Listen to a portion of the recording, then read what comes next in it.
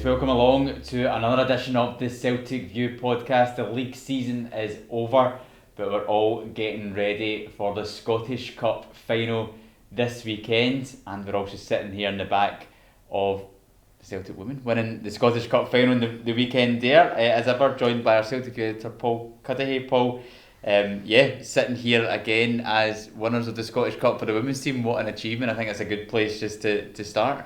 Well, it was a brilliant Celtic weekend, to be fair. We had Trophy Day on Saturday here, brilliant atmosphere, brilliant performance, and then obviously lifting the trophy. You know, everybody had a great celebration on Saturday, and then we carried that on Sunday with what was an impressive performance. It's always going to be a tough game, but a great crowd, majority of which were Celtic fans again, and they saw a great performance. And you know, it's always good to win a derby game, but to win the Scottish Cup, retain it, and then for the first time for it to be at Hampden, for us to be the first winners of it, it was just tremendous. It was a brilliant weekend of celebrations, and I think everybody's going to be hoping that this weekend is going to be exactly the same. The last game of the season at Hampden Park against Inverness, and we're going to get right in amongst it. We're going to chat about the women's team a little bit later on, but to preview this Scottish Cup final, we do have an interview coming up with Ryan Christie, a man who won the Scottish Cup with Inverness, and of course won the Scottish Cup with us as well, so make sure you stay tuned for that. But yeah, Scottish Cup final Saturday, it's always the date in the calendar, I think, alongside some other fixtures. It's always a date where you look at and go, when's the Scottish Cup final? You can't wait to get to it. It's the one thing you're looking forward to, and then the week we're in at the moment, the weather's been quite good, you start getting excited about that. It's always an exciting occasion, the week leading up to Scottish Cup final, isn't it? Yeah, and I've actually checked the weather for the weekend, so it's meant to be Hampden in the sun, which is obviously perfect as well. We've got the added sort of incentive of winning to win another treble as well, which is incredible. So I think everything, and I think because of the performance at the weekend, I think we just emphasised again our quality and absolutely blew Aberdeen away. So I think Inverness would have known it was a tall order anyway, but having watched that game at the weekend, I mean, I heard an interview with their manager, Billy Dodds, who was talking about, you know, I don't know if it was the fairy tale of the Scottish Cup or the fact that miracles sometimes happen, because I think that's probably what they're reflecting on that they'll need. I think we go in as overwhelming favourites. So yeah, you're absolutely right. The last game of the season, the chance to win the Cup again. We are the most successful team in that competition by a long way. So yeah, looking forward to it.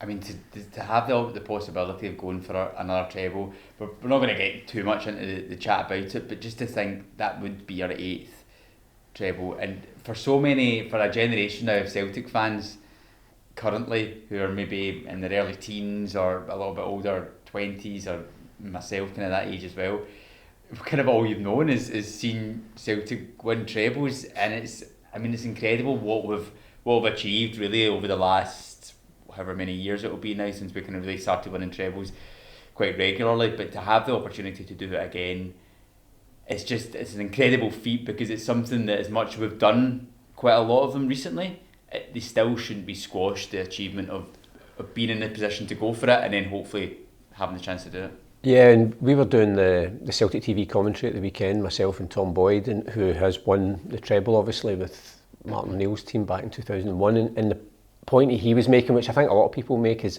so over the course of the season the best team in Scotland are the champions, and generally that's us, and you do that over 38 games. It's the challenge of the cup competitions, because obviously it's the luck of the draw on any given day. You know, teams can, you know, Inverness, Thistle are the perfect example of what happens if the bigger team isn't on it, and there's all sorts of other things going on. You can lose those games, but to be so consistent, and we're now closing in on our 5th treble in the last 7 years, since 2017.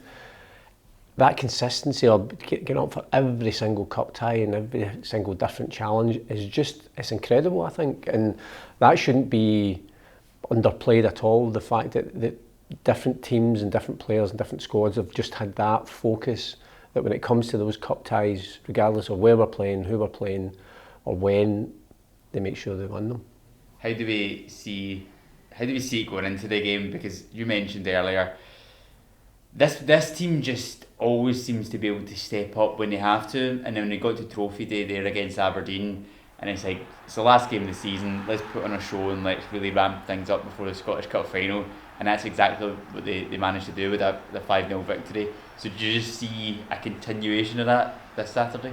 Yeah, I wonder as well, because obviously we maybe had a wee rocky patch of a couple of weeks, which, you know, when you put it into perspective, we'd already won the league, so it doesn't really count. I mean, I know whether it's been coming from Fir Park, bizarrely enough, or at Ibrox, of how they look at a random series of results and say, well, we've actually been playing better than Celtic. I mean, that's a bit like that argument of, like, you have one game where you beat the champions, so that makes you the champions. I mean, that's like primary school logic.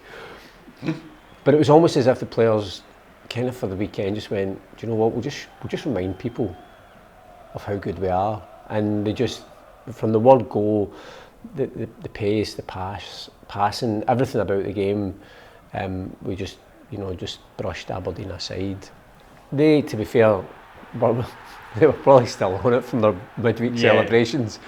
And Barry Robson tempered his annoyance because he kind of knew that they'd achieved their objective. But I think it was just a reminder. So to your point of the team always being up for the game, I think come Saturday, it's the last game of the season. They know it's at stake, a chance just to create a wee bit of Celtic history. And, you know, it would have been tough for Inverness anyway, finishing outside the playoffs in the Championship against the best team in Scotland. So I would expect us just to go out there and put on a show. It's funny, you know, you're saying that about it being a child argument, a child school argument about saying you're the best team. I remember when me and my mates, when we were in high school, when we beat Barcelona here in 2012, so we said, well, that's it then, so we're the best team in the world. And honestly, for about at least a year, maybe up to 18 months, we followed. So if then someone beat us, then they were the best team in the world, and we followed this pattern of results. Who did you end up with? It ended up going all over the place, because I can't remember who it was. We lost to somebody, and then we won it. I think we won it back, and then we lost to another team that was maybe like an Aberdeen or something that were in Europe, which then took it over to, like, their next game was in Europe and they lost, and it ended up going to the Netherlands. It ended up, and it dotted about all over the place, and ended up in Spain, and it was crazy. It was kind of like, I mean, obviously the narrative last year was Rangers are the Scottish Cup champions. This year it's the bragging rights. That seems to be the buzzword. I thought the interview with the Motherwell manager, when he was trying to say about, fair enough, he had good form, although latterly they were playing the teams in the bottom six, so it's all relative. But kind of did remind me of, like, when like, so like my son's wee, and you're having to explain to them just some certain things because they have that childish logic of, like, either that idea of, well, we beat Barcelona, so we're the best team in the world, and you have to kind of explain. I kind of felt like somebody at that press conference should have said to Stuart Kettlewell, do you know that's not how football works? And also then you look at the, I like the split, and it's worked out well in terms of relegation battle this season, but then you still get that thing at the end of the season where you're looking at it and you're going, so the team in 7th have finished in 8 more points than the team in 6th and 5 more points than the team in 5th. So, but then the team in 5th is technically a better team in the season because they finished 5th, and then it becomes confusing because you're playing all the probably in like 20 or 30 years time, if they change the split and people who maybe weren't aware of it look back in the league tables, and it'll mess with their head. I know, it's so weird to see it, but whatever, if Motherwell are happy, then we'll leave them to it. That aspect of going into this game as well, to kind of look at it from an Inverness point of view, it's going to be difficult enough as it is, but they've not played a game in football in 4 weeks, something like that. I don't know what they've been doing in that time, if they've managed to get friendly matches, but that's difficult enough as it is to try and to come into a game but then have not played for 4 weeks. I mean, it's going to be really hard for them. Yeah, and it's so tough. I always feel getting into a Scottish Cup final, the only time I'm ever apprehensive is if it's a derby game. I always feel that whenever we play at Hampden, and obviously it's not always worked because there have been times when we've lost, but I feel that, generally the majority of the fans, and there will be a massive majority of fans, will be Celtic fans at the weekend, so that goes in your favour. We're used to playing in those big occasions, we expect to win, so all those factors come into it, so it's so difficult. I'm not sure how Inverness approach it, because they can't just go gung-ho, because then they know that we'll run over the top of them. they can't really sit in too much because again the same thing could happen. So it's a really difficult one for them, and you don't want to kind of be patronising or for them to say, all right, we just want to have it, enjoy a day out. I think it's interesting that you know there are certain other factors involved in terms of the kick-off time, etc., of why maybe they haven't brought as many fans down, and that's a different issue, which is just, it's a completely ridiculous decision. But I think maybe a lot of their fans are thinking, we're just watching the TV because we're not thinking we're going to win, which is a shame in a way because it doesn't happen very often that they get to a cup final. But it was all, you know, it's always going to be difficult when you're going to be playing us. Yeah, that the kick-off times. I mean, I don't know one person that's happy with it, but yet at the same time, even the people that say they're not happy with it are the ones that made the decision to move it to 5:30. And then I saw something the other day that I think the game's going to be on BBC One Scotland, but if the FA Cup final goes to extra time, then they're going to move it to, is it the BBC Scotland 2 channel or? Yeah, I think so. So that, yeah, so it's, and I don't think it's getting a network audience anyway. I think so I think there's some gardening programme on, so Gardener's World or something. We like. There's very few traditions left in football, I think, and I think having the Scottish Cup final on a Saturday at 3 o'clock should be one of the ones that is sacrosanct. Yeah, definitely, and it's a game I think that if you're always going to put it up against the FA Cup final, where by and large you've got. But traditionally, historically, that was often been the case anyway.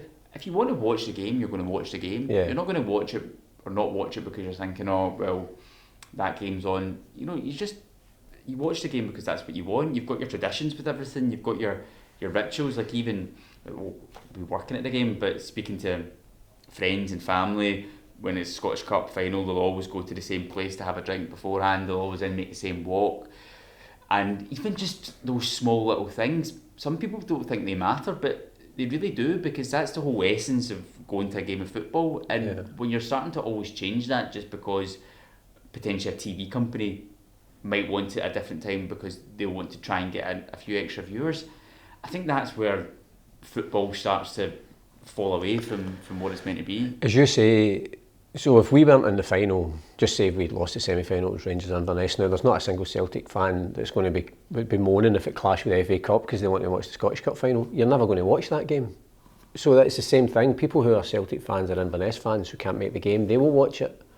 And anybody else then makes the decision whether, because I think actually the FA Cup final's on, I think the Women's Champions League final's on as well on Saturday afternoon at 3 o'clock. So for some people they would watch that game, you know, that weren't interested in English football either. So people will watch what they want to watch, so I don't think you should mess with it. But I know. And then of course you've got the consideration of the fans coming down from Inverness, but also our fans that are coming down from Inverness and our fans that are travelling from Ireland and getting the buses from Coventry and from Reading or wherever it is that they're coming to. The only person I've spoken to who said it's benefited is when we had Martin Compson on, because he said he's flying in that morning from a job, and if it was a 3 o'clock kickoff he would be able to have made it, but now it's 5:30 he can't, so that's the only person, so he'll be happy with it. But yeah, it's just it's ridiculous, and the fear is now they've done it once, they may end up turning around and do it again. But yes, that's another matter entirely. I think one thing as well is that if we do win the Scottish Cup, I was looking at some of the stats in terms of medal honours, and I think when we won the League Cup, Cal McGregor went to 18. So winning the league, he went to 19, which is level with Jimmy Johnson. So if we win the Scottish Cup, he's going to go to 20 winners' medals, and if James Forrest is involved, I think he'll go to 22. And you think of the success that we've had over the last 6 to 7 years or so of real continued treble success, and you look at players like that, and in 10, 15, 20 years time you're going to look back at some of these guys as some of the greats of this football club and their medal hauls, and who knows, both of them might end up getting past Bobby Lennox. See the holder, they might end up both getting past Bobby Lennox. It's to think for Cal McGregor to win 20 trophies in the career that he's had here already, it's frightening numbers. Yeah, and he's on the verge of being the first guy to win 5 domestic trebles. And I thought Martin O'Neill was obviously a special guest last weekend as part of the trophy presentation. I think he was involved in the broadcast as well. And I think the question was put, I think somebody had asked, is Callum McGregor a Celtic legend? And I think Martin O'Neill basically just said, well, he's won 19 medals, so I think that answers the question. But I think it's what is remarkable is those two players have, basically spent effectively their whole life since they've been wee boys at Celtic, and to progress all the way through and to have that level of success, the two of them, and still being able to do it and still doing it at the highest level. And it was good, I thought, last weekend that, so obviously Anthony Ralston as well, another academy boy, and then you had Ben Summers making his first team appearance at Celtic Park. At the other end of the scale, just starting out. So we finished the game last weekend with 4 academy graduates, which I think is brilliant. But those two are they're just the benchmark. Yeah. So going into this final then, we've spoke about this team and how they always deliver when it gets to the biggest stage. The big game players are the same. Kyogo's got a couple goals at the weekend there against Aberdeen. What do you expect then? What are you going to have a prediction for it? What are you saying? I think we'll comfortably win. It might depend on our second half performance. I mean, I'm going for 7. Yeah. I just think we're playing a team, if we were playing a team in the Premier League, so if say we were playing Motherwell or Dundee United or whatever, we've obviously just been relegated, I would still think on our day, which we did with Dundee United, we beat them 9-0, and we're playing a team that didn't make the Championship playoffs. And they've done well to get to the cup final, given they were slightly fortuitous that they get through because Queen's Park got thrown out. I think, and given their performance last weekend, I think things will click into place, and the game will be over for me. I think it'll be over by half time. It just depends then whether they would just go on and just keep scoring goals, or whether it's hard then because the players might. That's my feeling. I think if Inverness are still in the game at half time, then there is that wee hope for them, because I think they know it's so difficult, because you're looking at Aberdeen last weekend, the third best team in the country, and they couldn't get near us. I have to agree with everything you say. I don't know what the score will be. It's hard to put your finger on it, but I agree with everything. If we just go out and put in a complete 90-minute performance, then it could be anything really. But it just depends on what happens in the day, what factors come into it. You never know what situations might occur. But yeah, I still think it'll be a pretty comfortable win. And do you know what? If we do win it, it's going to be one of those that people are going to say we beat a team in the Championship. But our run to get to the final, we had to go to Tynecastle and we won there convincingly, and we had to win a derby match at Hampden Park in the semi, which they're always difficult occasions as well. The 2 games before that, 5 past St Mirren, put 5 past Morton. That was a tough game actually, the Morton one to begin with. They started off quite well, but our run to it has been, there's been difficult tests. We've scored lots of goals, so I hope we just go out there on Saturday, cap it off, a big victory, and just end what has been one of the most remarkable seasons and the most remarkable couple of years under the manager. So yeah, I'm looking forward to it though. It'll be a good day. Hopefully we get it over the line. But anything else from that for the final you're looking forward to, or any other talking points before we move on? No, as I say, I think everybody's just looking forward to a good Celtic celebration. It's you said it's everybody. I think because it's some of our earliest memories, which we'll chat about later, of Scottish Cup finals and seeing Celtic lift trophies and stuff. So there's always a real affection for the Scottish Cup final, and especially if you're going to Hampden in the sun, there's just something.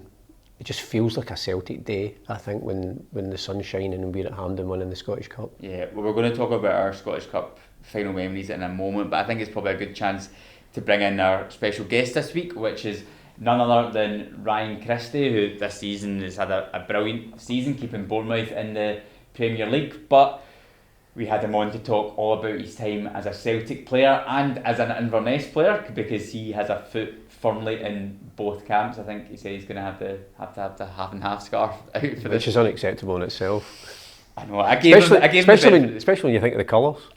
Well, it's true. I gave him the benefit of the doubt on it though. But yeah, he looks back on his time at Celtic and also lifting the Scottish Cup with Inverness, and helps us preview Saturday's showpiece final.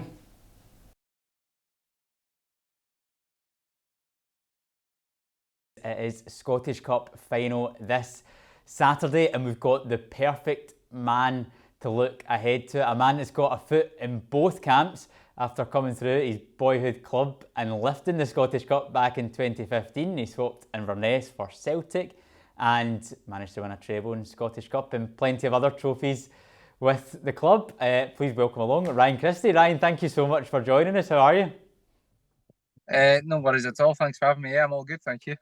Very good, yeah. We were just chatting off camera there about the weather. I think it's looking a bit lovely down there. How's life treating you down in Bournemouth? Yeah, it's good. It's good to be fair. Yeah, the weather's certainly a plus, that's for sure.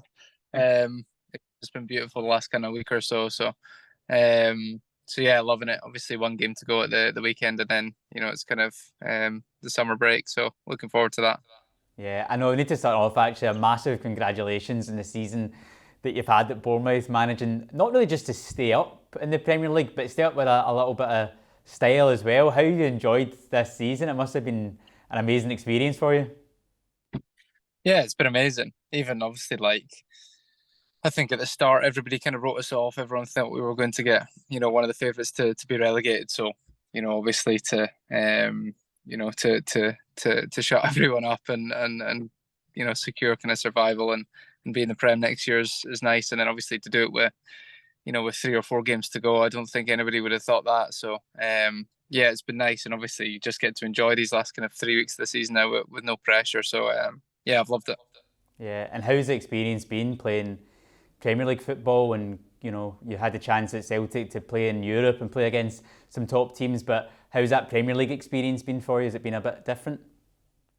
Yeah, it's been amazing. Obviously it's a crazy league, and the amount of kind of good teams, especially towards the top. There's 7 or 8 world class teams, so it's hard. It tests you every single week, but it's an exciting challenge, a good one, and then obviously playing it, all these amazing stadiums, around England. I found it pretty cool, which obviously makes it more exciting for next season that we get to do it all again.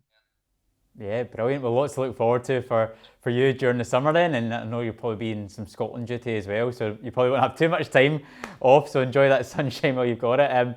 But we're here, Ryan, to talk about this Scottish Cup final, Celtic against Inverness. I don't know, will you be away on holiday, or will you get the chance to come up to Hampden to see the game? Believe it or not, I think I'm doing the TV. I think I'm doing the TV for it, so yeah, just like you said, because I've got a foot in both camps. I think I've had quite a few kind of people on the phone, wanting to chat with me and stuff, and I got the TV offer, and I've had a couple of kind of offers before to do it, and I've said no. So this is the first time that I'll be part of the panel. So I'm looking forward to that. But yeah, I definitely obviously couldn't miss it with both teams in the final. I was desperate to come up and see it. How much are you looking forward to it? Yeah, I can't wait, to be honest. Obviously, it's it's always an amazing kind of game being at Hampden. The Celtic fans will be amazing. Hopefully Inverness travel well too, and then it's always a special occasion. Always the game that kind of rounds the season off. So it's always got a special feeling. Will you have the half and half scarf in the telly then, without your foot in both camps? Yeah, definitely. I think the TV gig kind of helped me out a bit, because I was desperate to go up, but I thought, where do I sit? Where do I sit and somehow act like a neutral? But so yeah, that'll help me out. I take it you'll still be close to a lot of people up in Inverness. So how much are people up there really excited for this final and people at the club? Yeah, obviously it's a massive game for them.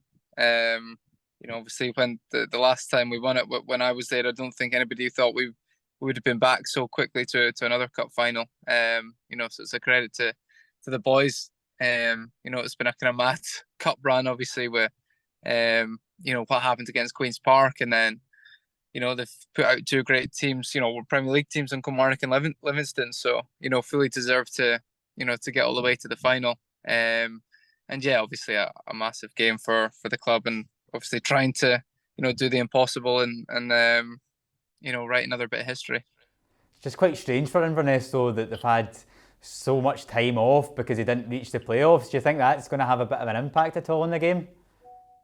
I know it is strange. I know I've been speaking to other people about that, because obviously I was desperate for them to make the playoffs. I was desperate for them to have another chance at promotion, having been close last season in the playoffs. So yeah, it's a bit of a strange one. Obviously, I think they're trying to get games arranged, friendly games and stuff leading in. But yeah, it's a bit of a strange scenario. But obviously, with the the magnitude of the game, I'm sure all the players will be ready when it comes around.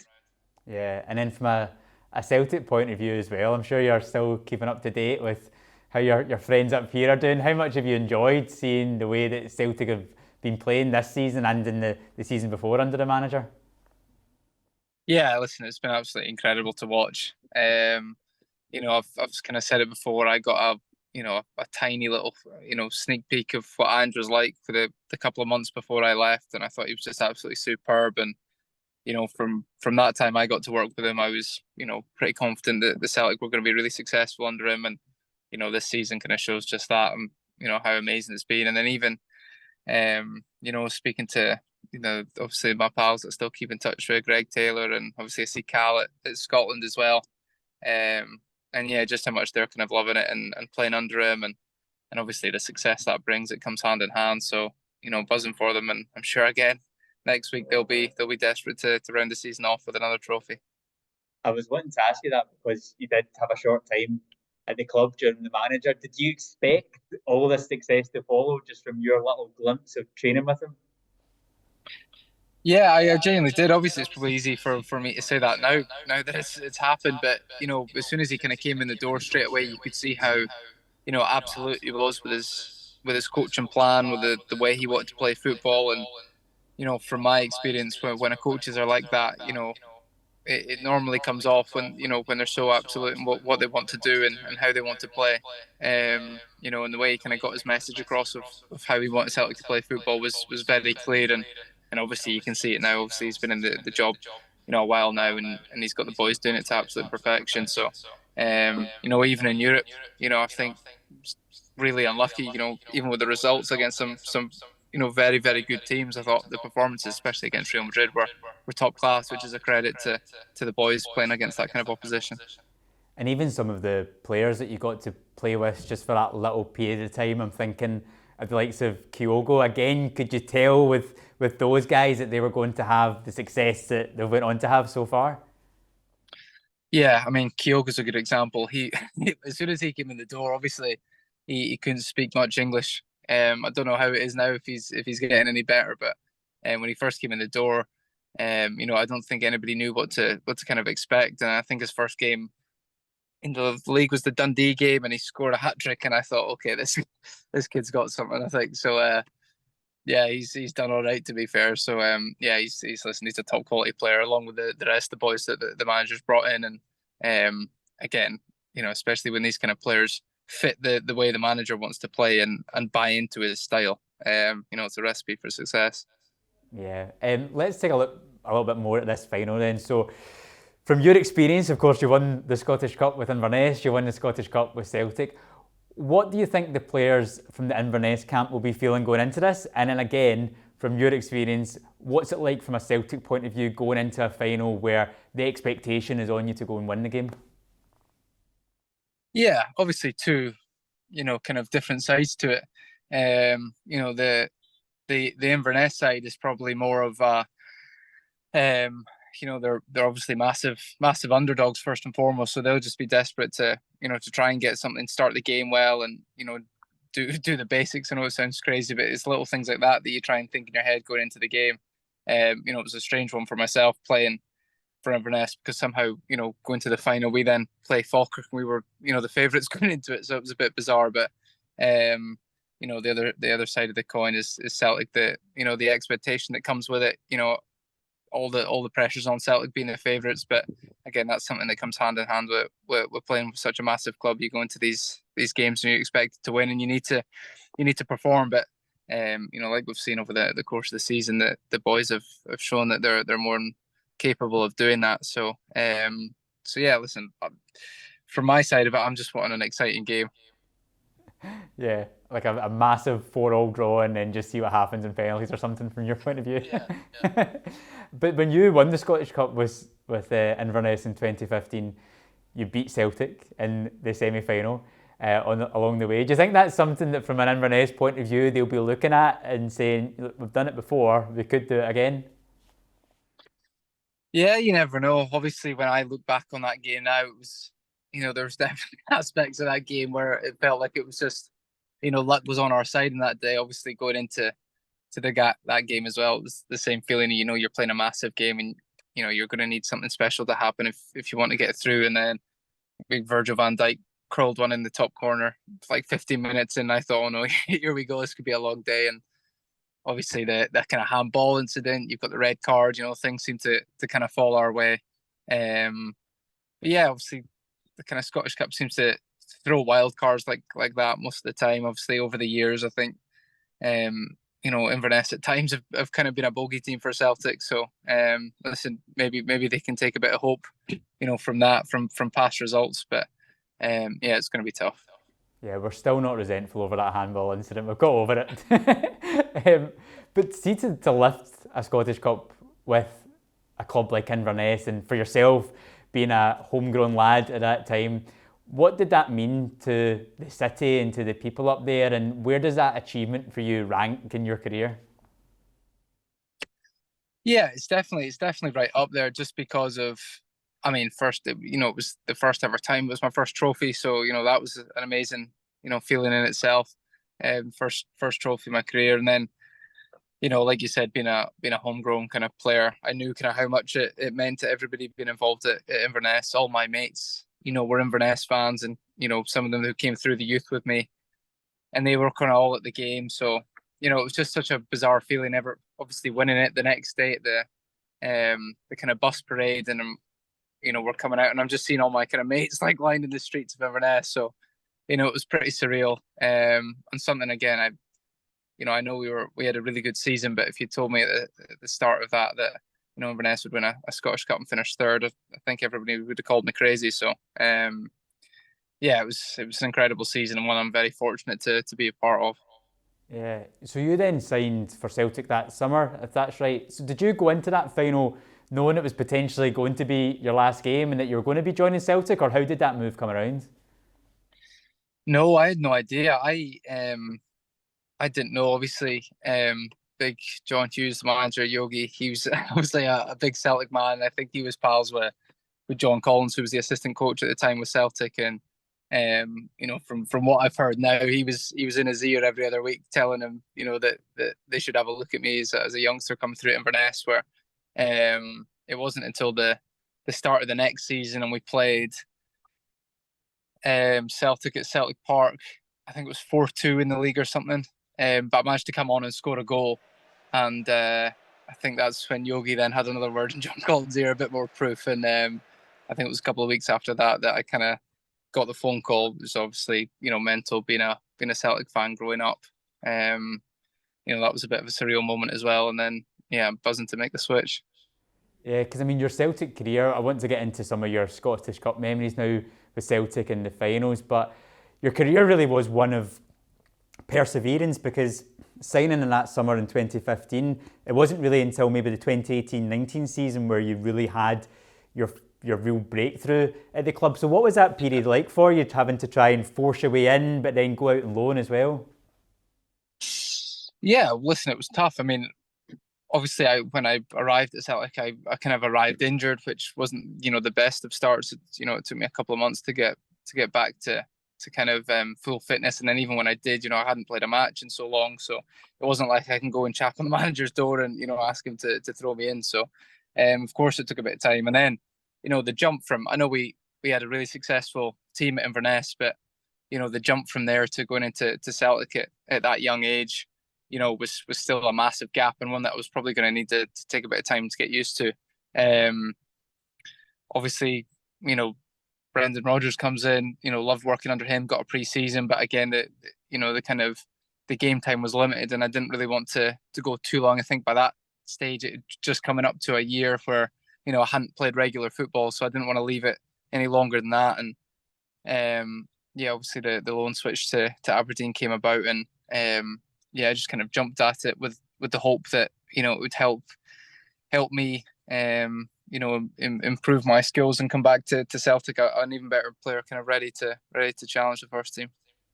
So you were involved in the last Celtic team to win the Scottish Cup in 2020, the last Celtic team to win a treble. I wanted to ask you about the treble in 2019, but it wasn't until I was researching again this morning that I forgot that you got injured in the semi-final. So do you have many memories of that game against Hearts? Were you there at the stadium?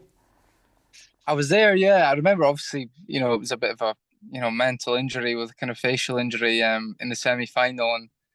And I can't remember the date of the semi-final, but I was just, all that in my head was just like, can I make the final? And was asking the doctors and stuff if I could maybe wear like any sort of face mask or anything. But, I think pretty early on they kind of made it obvious that it was just not the best idea, and it was too much of a risk to even think about that. So it was gutting to miss out on it, especially because like you said, it was for a treble and you're always desperate to play in these massive games. But I was there on the day. I was sat on the bench, the rest of the boys in my suit, probably still with a big huge swollen face, so probably not looking my prettiest, but I remember it obviously, and yeah, it was amazing. Obviously it's always horrendous, I feel, like watching games from the stand when you want the boys to do well, because you can have zero impact on the game. At least when you're part of it, you can win tackles, you can win header, make passes, but when you're at the side, it's just 90 minutes of torture. So listen, I was delighted the boys managed to get it over the line, and my first kind of treble being properly part of it. I think from a fan's point of view, I remember after that match, it was probably one of the biggest celebrations of everyone being back in the city centre in Glasgow. What was it like from a player's point of view? Were the celebrations pretty good after that? Yeah, it was amazing.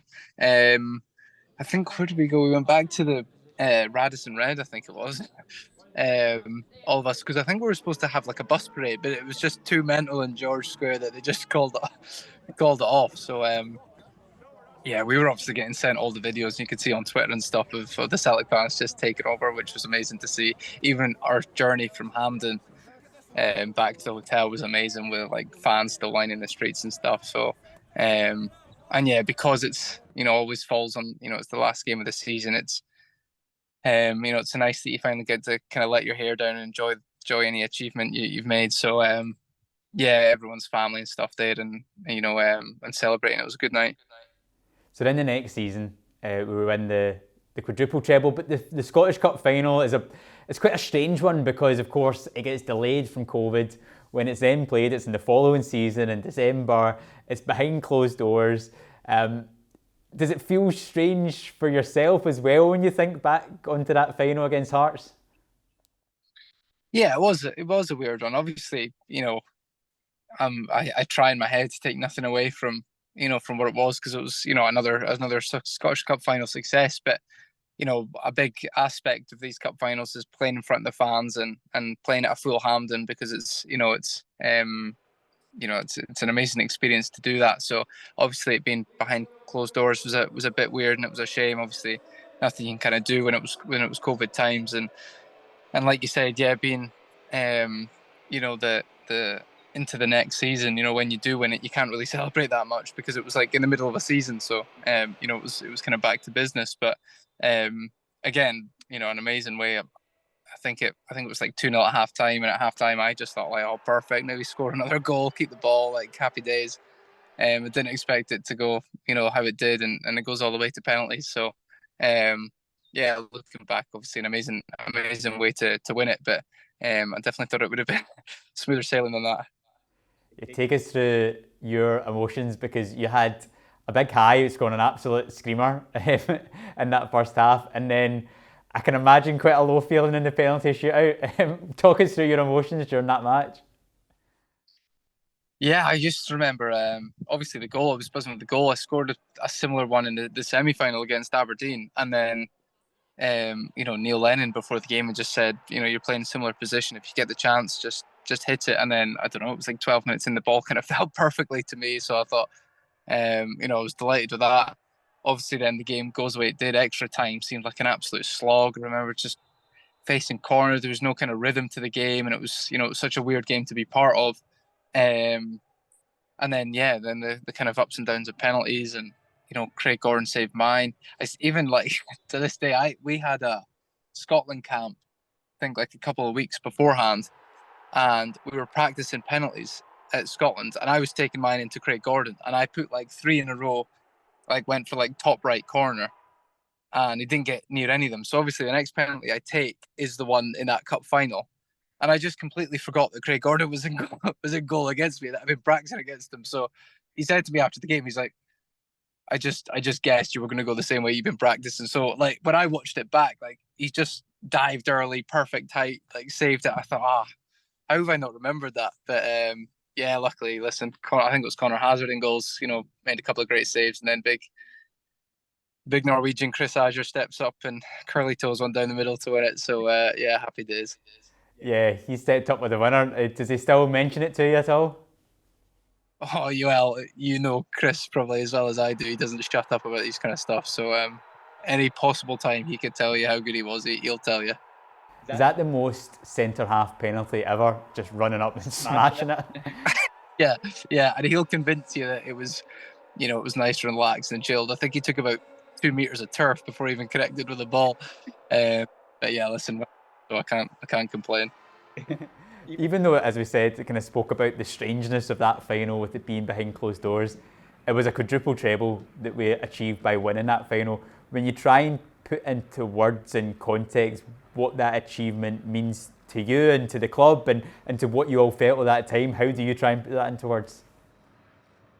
Yeah, it's absolutely massive. Obviously, by far one of my favourite things I've done in my career. I'm kind of so privileged. I got to be a part of such an amazing team under, a spell of good managers and great staff, and just a great time to be at Celtic. Obviously look back on it with fond memories, and even now, obviously the team next week have got a chance to do the same, and I'm put another treble on the board, and if you're anyone asks them, they'll tell you how hard it is to do that. So for the club to have done what they did in that period, a quadruple treble is pretty crazy, and as the years go on, I think more and more people will realize how impressive that was. Obviously the first kind of 2 trebles I was out on loan and a bit part player, whereas the last 2 I felt like I was really part of it from start to finish, so they do feel special.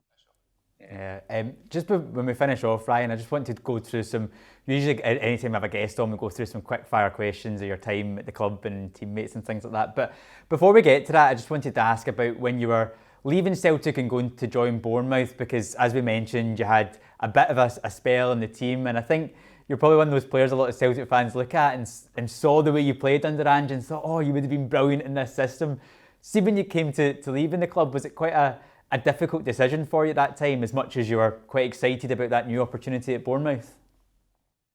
Yeah, absolutely. It was tough. It was kind of mad kind of few months in my head personally, because at the start of the summer, when I first came back, and there was talk of kind of going other places, and I was desperate in my head to try down the road, and I was pretty set on that. And then Ange came in and threw this big curveball, because obviously I loved what even the first few weeks of his coaching methods and the way he wanted to play, and even the few games I got under him, I thought it suited me and the way I was playing. So obviously straight away when that happens, you start kind of questioning your decisions. But it came down to a point where I was lucky enough, like I said, to be part of that kind of treble, quadruple treble, and it was maybe a time for other players to step through and get their time to shine, whereas I can go down and down here and try something else. I was a huge admirer of the Premier League growing up, and I was desperate to play in the Premier League, and it was getting to an age now where I thought it's kind of now or never. So obviously no regrets. I've absolutely loved it being down here, and lucky enough we got the promotion the first year, and I've enjoyed a year in the Premiership. So yeah, listen, it's probably worked out for the best. Yeah, and when you've got that weather, to be honest, Ryan, I can't really blame you too much Exactly. compared to the weather up in Glasgow. Yeah, just to finish off then, I just want to run through some quick fire questions, just kind of about your teammates and about your time at Celtic. So first of all, have you got a favourite goal from your time at Celtic? And that can be for the strike or the moment or whatever comes to mind. Good question. My goal semi-final against Hearts at Murrayfield, just because I think, it was a time in my Celtic career where I thought my time was up. I thought I wasn't going to get, a chance in the first team, and then we had a few injuries and came on at half time, and I managed to score that goal. And, from then I just seemed to kind of stick in the team and didn't really look back. So, for me, that was the goal that kind of ignited my Celtic career. So I always look back on that one. That being my favourite. Are you taking the second goal in that as well? Because I think the ball crossed the line. Yeah, we need goal line technology a few years back, and then I could say that I got a brace that day, make it even better. But to be fair, James, he'll never. He loves to steal a goal off me. He's done it a few times, so yeah, you can have that one. Who was the funniest teammate during your time at Celtic? Funniest? There was a few. Scott Bain always made me laugh. Mika Lustig, I thought he was so funny. Obviously Bruni was an amazing laugh as well. He was always up to no good. So yeah, I was fortunate enough to be part of a great changing room when I was there, to be fair. Even obviously Greg Taylor, I'm great pals with him now. I kind of caught him in his first kind of year or so. So yeah. Would Greg be the loudest in the changing room? Yeah, I don't know if it's loudest or just non-stop. I just don't think he ever stops talking. It's mental. I can't imagine living with him. I think he must just talk in his sleep as well as soon as he goes to bed. And I wanted to ask as well, maybe who the biggest prankster was, but is it someone from that first list, or maybe Brownie or Lustig? Yeah, Brownie, Listo, and Scott Bain as well. Scott Bain was always at it. He always had this thing of putting a prawn in everyone's coffee. So if there was prawns on for lunch, then everybody would be wary of offering each other a coffee. And then it got to the point where he would make himself a coffee and someone else a coffee, and he'd put the prawn in his coffee, right? And then he'd pretend to go away somewhere, and the people he'd got the coffee for would switch, thinking they were switching the prawn, and they'd still end up with a prawn. He was a genius. He was an absolute genius at that. But yeah, he made me laugh. That is next level stuff. He's put so much thought into that. It's amazing. I don't know if you had a fine system when you were at the club, but if you did, was there anybody in particular that would get fined the most? Hodgson was late for training. I think about 50% of his Celtic. I think he was either late or he came in at 9:29 or 30 seconds before we were supposed to be there. So I think he paid a good amount of fines. Who else? I can't think. That was it. There was always, in my last year, we had the kind of the fine wheel as well, which is a good laugh. People spinning for their fines, or double, treble, or no fines and stuff. So yeah, that was always a good laugh. Would there be forfeits in that wheel? I don't think what it was. It was like double your fine, triple your fine, half your fine, pass your fine on to someone else, so you could pick someone else to pay your fine. And like people like Cal McGregor, complete professional, never got fined. So if boys got the chance to pass a fine on, it was always slapped on him, which he was raging with. So yeah. I'm sure they're not doing that now when he's captain. And takes a brave person to do that now. But I suppose if people like Hodgson are coming in late and keep getting fined, are you sitting there rubbing your hands thinking that's going in a kitty for a Christmas night out or something? Yeah, absolutely. Every time he's late, I just saw it as another round of beers for us when the season was over. So, yeah, I was certainly never complaining. I was telling him just to come in an extra 15 minutes at top the fines up. Brilliant. I wanted to ask, who would be the one guy that you wouldn't want to get stuck in a lift with? But I think if you've already given the answer already, and Greg Taylor, since you said he's so noisy and non-stop. Depends how long I'm stuck in the lift for. Oh, you were talking a long time. If it's 5 minutes, I could deal with Greg. If it's half an hour, then I'm tapping out. Apart from that, nobody really. Everybody was brilliant. There was no real bad eggs, which I think obviously played a part in why we were so successful at the time, because everyone was just kind of pulling together, no kind of egos, anything like that. So yeah, I'll say Greg Taylor. Yeah. And then back to the actual football, what's the most memorable game for you that you can remember from your time at Celtic? Again, good question. I always liked the League Cup final against Aberdeen. That was obviously a big one. Managed to score the winner, and that was like my first trophy with Celtic. Actually kind of playing a part and being on the pitch with it. So, I loved that. And then probably European nights as well. The game at home against Lazio was amazing, incredible. The away game against them as well, also unbelievable. So yeah, there's a good few, to be fair. Brilliant. And finally, who's going to have their hands in the Scottish Cup? Oh, no comment. I'm saying, like you said earlier, 4-4 draw, and then I'll take penalties. That's fine. I'll let you away with that. Ryan, thanks so much for taking out the time. Looking forward to seeing you up at Hampden in that TV booth. Get your nice suit looked out for it. Hopefully you have a good day, and yeah, I don't know what you're going to think at full time no matter what happens, but I'm sure you'll enjoy it. Yeah, thank you very much, mate. Thanks for having me. Yeah, there we have it. It's always good to hear from a former Celt in Ryan Christie. He was a brilliant player, Ryan Christie, wasn't he, for us? Yeah, he was excellent. I thought he was always a player that I thought showed what the benefits of a loan can do. Particularly when he went to Aberdeen. It was a really good club, good team at the time, and he had a great season for them. And then we get the benefits of it. I think Brendan Rodgers was pivotal in bringing him on as well.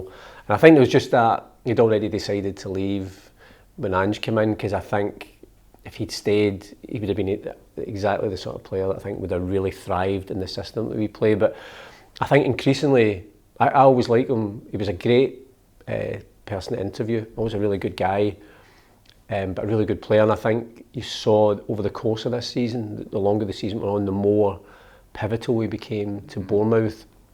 And the manager used him really well, and he became a key figure in helping them to go, which I think was a great success story in the Premier League and for Bournemouth as well. So I'm really pleased that he's helped them stay up. Yeah, I had to ask him that question at the end just to say, the manager came in here, you were playing really well, and I think he's the one player, as you mentioned, that a lot of Celtic fans look at and go, he would have fitted in so well. It was him and Chris Ayer, I thought the two of them. Yeah, the two of them. But then you balance it, because then, if a player stays, you then look, do you get a Jota or a Dyson Maeda? If a Chris Ayer stayed, do you get Cameron Carter-Vickers? So it's like, that's just the way the club evolves, I suppose. So. Yeah, there's always a sliding doors moment, isn't it? Yeah. One leaves and another one comes in.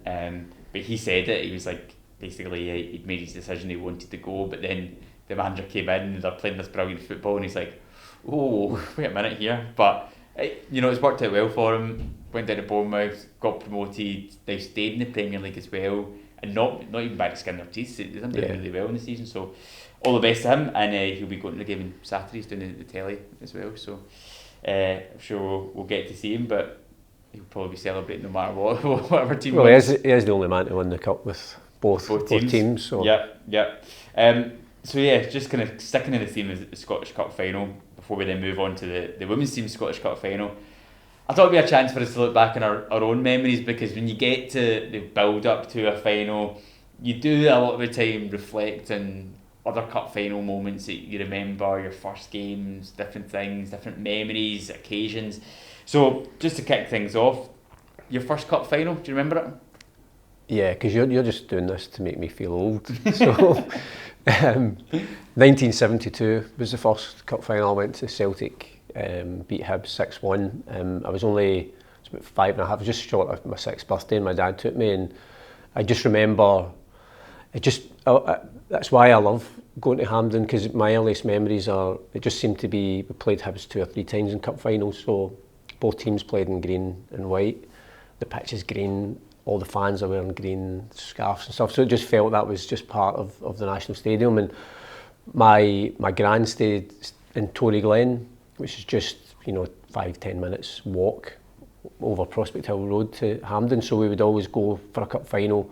We would go up to my gran's, and then me and my dad would walk down, and that's when the buses used to park up and down Prospect Hill Road, so we'd walk down there, go to the cup final, and then back to my gran's, which was always you're talking about different traditions. So even now, whenever I go to Hampden for a game, I'll go past Celtic Park, and then I'll go up and just skirt the edges of Rutherglen, and then come down and pass by where my gran stayed and pass that street and then up over Prospect Hill Road and down to Hampden. It's just a kind of wee reminder for me of those kind of wonderful childhood memories. My gran was just a massive Celtic fan, and I kind of always feel when I go past, I think, right, we'll be okay. Mm-hmm. My first Scottish Cup final was 2007. We beat Dunfermline 1-0, where John Joe Pierre Doumbé scored the winner, and the most unlikely goal scorer in that final. Not the greatest of goals either. Not the greatest of goals, not the greatest of games either. I think it was Neil Lennon's last match for the club as a player as well. So just kind of remember his farewell. But yeah, I remember played in film in 2004 and then Dundee United 2005. That's right. Yeah. And both of those games, I didn't have a season ticket at that point. I think I got my season ticket in 2006.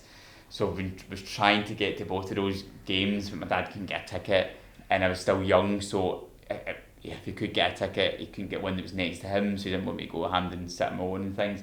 So I had to wait a while, and then I got my season ticket, and it would have been the start of that season then, and then got to Hampden then. I always remember, I think that year, the semi-final we played Queen of the South, and we beat them. It was actually a difficult game. We beat them 2-1 in the end. It ended up being a little bit nervy, but at that time, Hampden was pretty empty for the game. But the smoking ban had just come in to Scotland, I'm sure, around 2006, 2007. 2006. 2006. Yeah. So I think that was the first game at Hampden that the smoking ban might have been in place for it. I remember we sat down and people next to us started smoking, and I was only wee, and I said, "Oh, Dad, I can't deal with this. I can't deal with the smoke." So we moved somewhere else because Hampden was pretty empty for the game because there wasn't a lot of Queen of the South fans. Moved elsewhere, sat down. People were still sitting there smoking, and we kept talking about the stadium. And we ended up missing, I think, the winning goal because my dad was raging with me at the end of the match because I just kept trying to move so we could get away from someone that was smoking. Oh, how it's changed now. But even still, when that came in 2006, I still don't really have that many memories of people actually smoking at football and things. I always my dad telling stories of what it was like in the jungle and I think it changed when the All-Seater Stadium came in to an extent. But yeah, that was my first cup final. Best goal you've ever seen in a Scottish Cup final live, being at the game? I mean, I would have to go, immediately the one that sprung to mind was Tom Rogic's. Yep. In 2017, just for the feeling that it gave, that was the classic, definition of, Billy McNeil's as a fairy tale about this football club. That was it, that moment, the last kick of the ball almost of 90 minutes to become invincibles, to have won the treble without losing a single domestic game. It was just incredible that day, and that goal, there was probably better goal, more spectacular goals, but that was just something special. Well, I'll go for a strike then, and for me, I think the best one was Keys against Motherwell in 2011. Yeah. First goal of the match. He hit it with his left foot as well, which is his weak foot, and it was just went like an absolute arrow into the back of the net. And I'm sure that day it was raining quite heavily at Hampden, and there's a slow motion shot behind the goal of the ball hitting the back of the net and then all the rain droplets. See, I thought that was Yeah. Oh, you might be right, actually. I think that's, when you see it back in the camera angle from behind the goal, I'm sure that's Charlie's free kick. You might be right, yeah. Do you know what, actually, I think we spoke about that game before, and I got that confused again with the start of that match. It was actually really sunny, and by the end it was when it was raining. But that goal was amazing. Either that, I'm trying to think what other real kind of amazing strikes that I've seen, but Charlie McGrew's actually was a good one as well, but I think I'll go with Keith Youngs with that one. What was remember the first Scottish Cup final you worked at? It would have been 2001, the treble winning, Martin O'Neill's treble winning cup final. Yes, I'd started here at Celtic in the January the 22nd, 2001. So I still remember the day. I think everybody remembers the day they signed for Celtic. Yeah. So, and so that was a great season. We were obviously just that dominant force, and then just starting to be a part of it, and then going to the cup final, and it was a brilliant day. And then afterwards, when one of our colleagues, Joe Sullivan, and we went out afterwards, and Billy McNeil had a pub over the south side just off Victoria Road, so we ended up in there that night celebrating. It was just a brilliant night, so that was a great weekend. And then, you know, you mentioned earlier on about how, you know, this generation of fans, it's almost like the treble, it's every other year, but when we won the treble back in 2001, that was the first one since 1969, so we'd won the two under Jock Stein, and then that was Martley come in and done that, so that was a great occasion. Was Billy McNeil in the pub that night? Do you know, I would like to say yes, and maybe he was. I don't remember for obvious reasons. Yeah, but save yourself. This is actually going to be the first Scottish Cup final I've worked at. I've been here at the club. I've only done League Cup finals, but I actually did work at a Scottish Cup final in my last job, which was the year when St Johnstone won it against. I think they did play Hibs in the final. It was, and Sean Rooney scored. Which, again, there was no fans at it. I thought was it not Inverness they played? No. I'm sure it was Hibs in the final. Right. They won the League Cup as well that year. They might have played Dundee United in the League Cup final or something. I'm sure.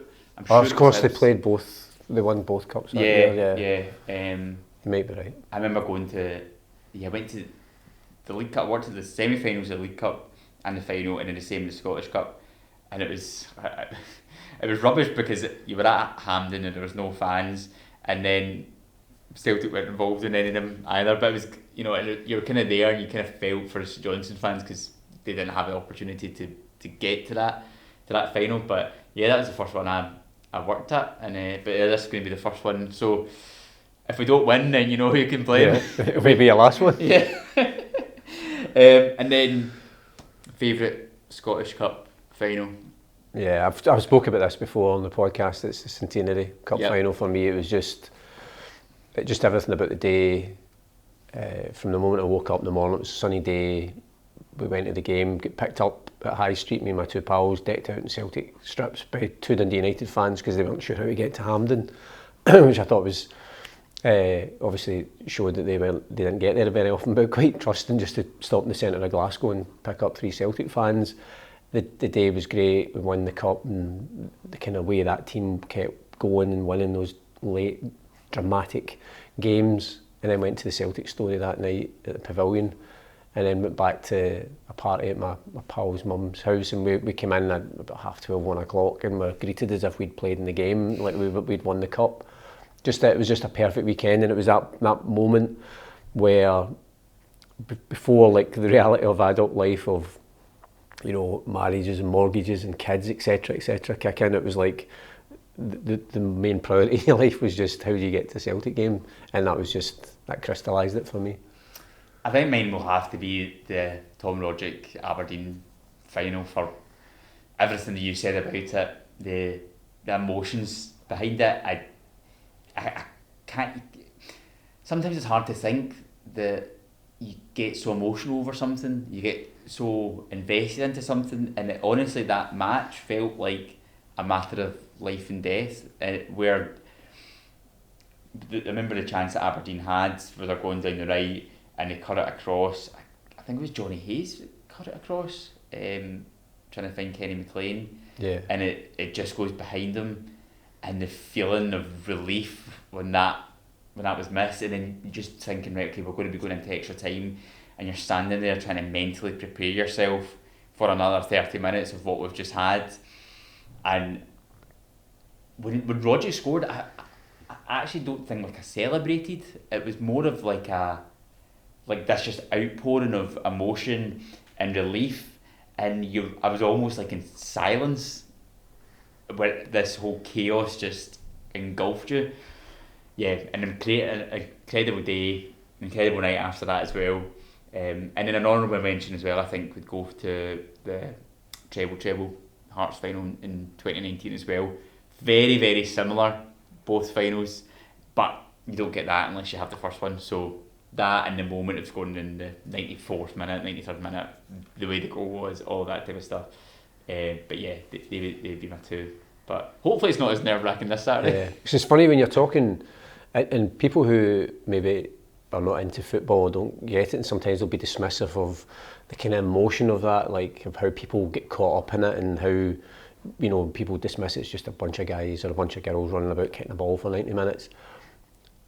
There's an element of me that feels sorry for people that they don't, I presume they must have other passions in their life that would substitute for that, but because it's not just about the game, it's not just about you, there's like, you know, there's friends, there's family commitments, there's communities, there's like history, the whole thing, it's all wrapped up in this game that those moments where something like that happens and you're people, grown men who maybe normally wouldn't cry are crying and you kind of like, you get it because you know what that feels like. And so I feel, you know, there's almost a kind of sense of, I wouldn't debate somebody who did this, I would just say, I feel sorry if you don't have something like that because I think we're lucky that we do.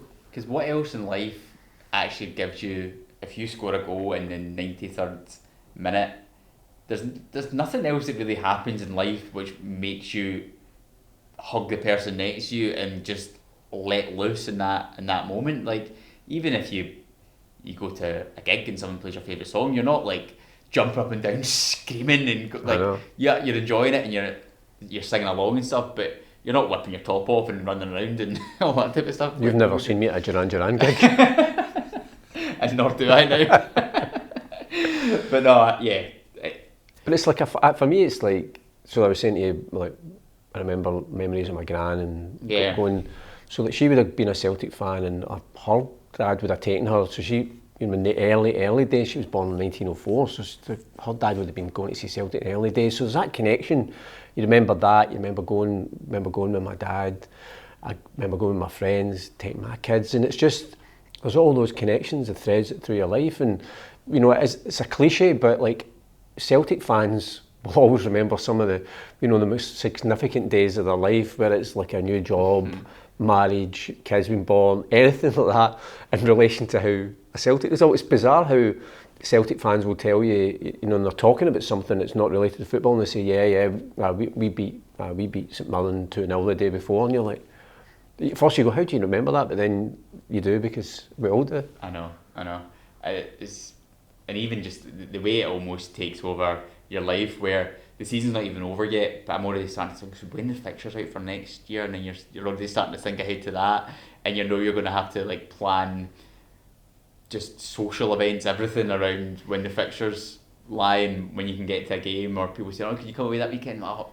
wait to see when the fixtures are out and see if we're playing at home or what's happening, and it takes over. And that's why I always think that when you hear about fans that live in places, if they live in Ireland or they live in different places down in England or up in the Highlands or wherever it may be, that, you know, you're born where you're born and you can't choose that. Some of us are fortunate enough in that sense that you live in Glasgow, that Celtic Park is the closest stadium to you. But for these people that Celtic takes over their life, where they have to travel and leave on a Friday and get back home on a Sunday and then go back to work on a Monday to then to do it all again the next weekend, you know, it's amazing. And you know, this Saturday there's going to be so many more people doing that journey for the last time of the season, and hopefully, we've just got another treble to celebrate for everybody this weekend. The weekend past as well, we had more reason to celebrate with the Women's Scottish Cup final winner, 2-0 victory over Rangers. We discussed it a little bit at the start of the show, but a brilliant achievement for them to go back to back with that Scottish Cup, also considering the pain they would have felt the weekend before, losing out on the league title in the closing minutes here at Celtic Park. But they deserved it for their efforts this season, for what they put in in that game, their performance on Saturday at Hampden, the way that they stepped up and on that big stage in front of more than 10,000 fans and all the people that we watching at home, they stepped up and they delivered. They weren't overawed, and I think this group of girls that are playing for that team have just been exceptional this season and the season before as well. And it's exciting for maybe what they can do in the following years. But just kind of looking back on that on Saturday, just about the achievement, of like how would you sum that up for them? Well, for me, the biggest thing, what you touched on, was, you know, the disappointment they would have felt the previous weekend when we were literally 2 minutes away from winning the league until Glasgow City scored, and the trophy which had been on its way to Celtic Park, basically the car did an about turn and headed over to Ibrox for that. That must have been devastating, because you put so much effort in and they went on this great run, and to get so close, that the challenge for them and the challenge for the management would have been to pick them up. And so I think for me the biggest credit was they went into that game, they didn't feel sorry for themselves, they didn't feel that they had, there was no negativity, didn't seem to be any sort of hangover, as it were, from the previous weekend. They'd obviously suffered for a couple of days, but then totally focused on the game, and on the day they were by far the better team, and thoroughly deserved the win on the day, but also for what they did for the season. But I think for that team to have, because we've seen it so often in the past that teams that suffer maybe that kind of last day disappointment in the league, and then they've got a cup final to play, they can't get up for it for whatever reason, that maybe just that disappointment, and then the other team takes advantage. And I think that was brilliant, the fact that they didn't allow that to happen. And yeah, it was great to see. It's always, we've said so many times, it's always great to win a game against Rangers, because it's your biggest rivals, and to win it in a Scottish Cup final against the biggest attendance of a women's Scottish Cup final, and for the first time at Hampden, and the majority of fans were Celtic. Everything was just perfect. It was a sunny day as well at Hampden, and we thoroughly deserved to win. I got so much of a thrill of seeing the fans, and even when they're saying it in commentary and being like, oh yeah, there's how many, but the majority of them are Celtic fans here. But it was only Celtic fans you could hear in the game as well. Yeah, and hopefully, we've said it before in the last couple of weeks when we played here against Glasgow City and we won, and then we played again in the last game of the league season and we broke the attendance again, and then the games at Hampden, and we've spoken before about, is this going to be potentially like a seismic moment for the women's game in Scotland? Is it potentially going to be a moment you look back on in history and go, that was the turning point? Whether it is or not, time will only tell, but I think in the last month or so, which was then seen again at the weekend with the number of fans that turned up for our side, is that there seems to be a real connection now between supporter base and between the players, and with that, it helps when the team are winning, and you get more of a feel-good factor and more people are wanting to turn up as well. But the girls and the team have just taken that on, and they've not been overawed by it, and they've actually embraced the challenge of, okay, do you know what, we're going to play in front of 15,000 Celtic fans today, let's go and do it. And in the big moments, a bit like Angie's team, in the big moments they just always seem to step up. And I thought the performance in the weekend against Rangers was brilliant. I thought first half it wasn't the best of games. I thought in the second half we improved, but we didn't give Rangers a sniff at all in either period. No, and on the day we dominated. I just feel that this team are doing more than just winning, and obviously winning is important and it does generate interest, but I think they're very much aware, and again they kind of shoulder that responsibility of being role models, and quite a few of the post-match interviews spoke about how far the game's come, that a lot of these players, like Kelly Clark, had said that when she was starting out, the idea of playing a cup final at Hampden in front of 10,000 fans would have just been beyond their wildest dreams. To now be captain of the team that had done that won it. But I think they're so conscious of the next generation. So there's girls who are coming through our academy, all ages, or there's girls who are going to those games and watching those games with their parents, and who love football, who love Celtic and want to play. They've now got role models, they've now got something to aim for. They want to be the next Kelly Clark or Caitlin Hayes or whoever else is in that team. And it's an achievable goal. It's something that they can do because that's how far the game's come. And I think it's a brilliant thing. And I think the team, those players that I mentioned and others are great ambassadors for Celtic, I think, because they conduct themselves on the park in the right way, but also I think the way they speak about football, about Celtic, you can tell that they love the club. And so I think it's going to be great in another 10 years, another 15 years. There'll be players playing for Celtic and they'll cite those players as influences, and you think, that's amazing. That's why this is so important, and why you just need to keep you know, it's steady progress. You can see how it's progressed further in England. You know, that's the way it's going in Scotland. It'll just maybe take a wee bit longer to get there. But things like Saturday is great. Next season, the challenge will be to go on and win the league. But then we've got European football. Hopefully, they do. It's a different kind of format in terms of qualifying for the women's game. But you hope they can, you know, maybe get a wee bit of progress there, and maybe fans get a chance to see a European game here in Glasgow, Champions League women's game. So those things are all really positive. And that is the thing to look forward to next season. And even just seeing how they'd reacted from not winning the title the previous weekends to then use that week, come back and win the Scottish Cup, that only, I think, fuels the excitement for what they can achieve next season, where they're not going to be sitting back over the summer and thinking what could have been. They're going to use that as strength to then go, right, this is what we can learn from next season, this is what we've been amazing at in that season, and let's go again and try and go for the title. Because I think even when we spoke to people in the team at the start of the year, they were saying, you know, if they can go for the title, great, but the ambition was really to get Champions League football. I think that's probably going to turn now over the summer period, where next year they're going to come in and think, no, we want to go for that league title. It will be difficult because I think it's 3 teams that over the course of the season, you look at the points tally, all 3 teams have won a trophy. That would make you suggest that they're all very evenly matched teams on that basis, so it will be difficult.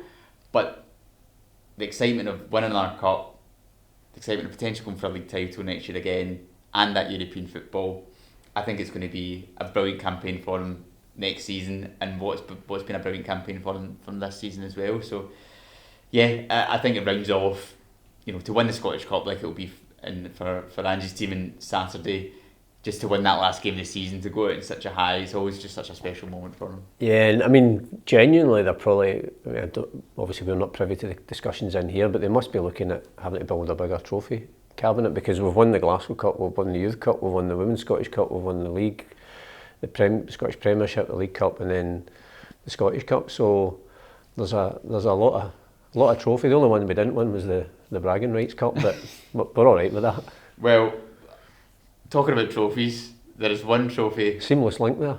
Yes, one trophy left to be handed over, and has this been titled as the Bragging Rights Cup? Is that what we're officially going at with it? Well, I'm going to be bragging about it all summer. So yeah. So as you know, if you listen to the podcast every week, at the end we always go through our predictions for the week, and you beat me throughout the season. And to be honest, I need to hold my hands up. It was a pretty convincing victory for you. There was a couple of weeks where I would maybe score more than you, but I don't really think at any point I was leading throughout the season.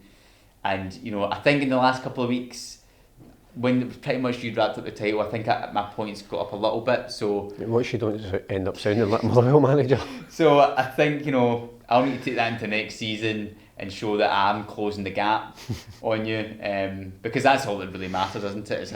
Is how much you can close the gap, and not actually about the success at all that you win. But to honour your success, beautiful. The first annual Predictions Celtic View Podcast trophy. How does it feel? It's wonderful. It's always nice to lift some silverware, so that's going to take pride of place in my desk for a year. So every day you come in, that's the first thing you're going to see. See, I've done a few post-match interviews after winning League Cups and after games where we won the title. This is not one I expected to be doing this season. I don't really want to come in and have to look at it all the time. I think I'll need to try and block you off in some way. So the challenge is you need to do better next season. Yeah, do you know what I need to? If I get the chance over the summer, maybe have a word with, you know, some of the managers of all the teams that have won for Celtic this season, and see, you know, what I can do in pre-season to come back next year, because it was a bit of a pitiful effort actually. I'm actually disappointed in myself more than anything else. Really. You should be. But yeah, all fuel for next season. I'll come back again stronger and I'll get my hands on that. But congratulations anyway, you thoroughly deserved it. We'll be back again next week, Paul, for our final podcast of the season to reflect on the Scottish Cup. So maybe we could try and get the Scottish Cup in next week. Well, I don't know, because this trophy's staying here for next week as well. Well, if we do win the treble, you can say, well, I done one better. I want a quadruple this year. But yeah, we'll be back again next week. Hopefully you'll enjoy your Saturday, wherever you're watching the game, if you're getting to Hampden, and hopefully we've got plenty more to celebrate. But for now, make sure you like and subscribe to the Celtic View Podcast and all your podcasting channels so you never miss an episode, and do join us again next week. We'll be looking back on the game at Hampden Park against Inverness. But for now, enjoy the rest of your week and enjoy the Scottish Cup final when it comes around. Hail, hail.